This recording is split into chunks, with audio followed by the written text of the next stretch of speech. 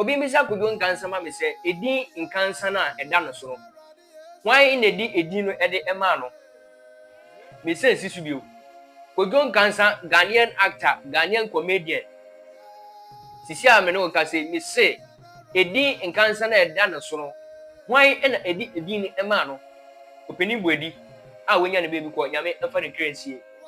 nyame nko so chiche busua we Kodwo Nkansa se ne papa ne didi no eto no se ne maame na didi no eto no se ne hwan na di edin no eto no aha na me ba arrive Kodwo Nkansa wo Ghana ha bi na abro no ma ehya ase se odidi sunsun sorry for atem typically Nkansa sorry no kofa ba eyo odifu Kwame Nkansa Ghana ha yenya ye wa ha na abro no ma Kodwo Nkansa wo Ghana ha na abro no ma ebe didi sunsun so difu atem obedi odifu Nkansa sorry ma nyina atem se nia okwo Nkansa sorry nia okwo sunsun sorry no so wu a oni bebi akose hell na obeko sabi mpebi asa ebia sa ho na dwen ofom kakra abro no ma wo woni Leo enya grudge ensem ba kumienu bi a me pese me boss no se wo ya me be ba board yes abro no ma me say woni Leo enya ntokwa ema Leo nibu efu ye pa mpese me kwa ka bibi abeka bibi na agi nsemu abro no ma o se na nse wa melo o social media no so abro no ma o se na nse wa melo e social media no so nkofo sha se so omu hiti wo na wo se ede emra ebe baro kon no se wo hu se tumi bi ehye tumi bi afi wo hu se tumi bi ewo ho eche tumi bi na ofi se we wie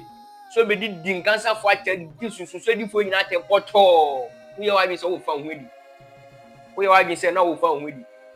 ensem ba ku mienu a me mpesa me be ba mo ntin sisi yi aha ye Tempo TV Plus YouTube TikTok follow YouTube na ana se subscribe ya me subscribe YouTube page no video bi wo ha me de betu ewo ho na ewa nteno no wan subscribe ya won sa entumi enka ko me bayo no mu wo say YouTube link no eda ho boso e do be ko me YouTube channel no so make sure so be subscribe obi bi kan fa to comment section na fama me ma me fa abro no ma de enkotwe nchen abra missionaries ni eba eye Africa ha na omo ba Ghana no typically no omo ba na ye sum dada ye wo kwa na e fa so esum ye nyankopon nti abra omo de omo sum no eba ye say no African for ekwa mo fa susu nyankopon no enye hukum nipa entafo na hukum omo ni nyina eye enyoma ensem fata se ommeye isan se etia eye mbra o Bible na etia urade asem na tu esan so cause depopulation isan se nipa kum na medipa so te na 3 esan infringing on the right of the people nti no sa enyoma bad nyina na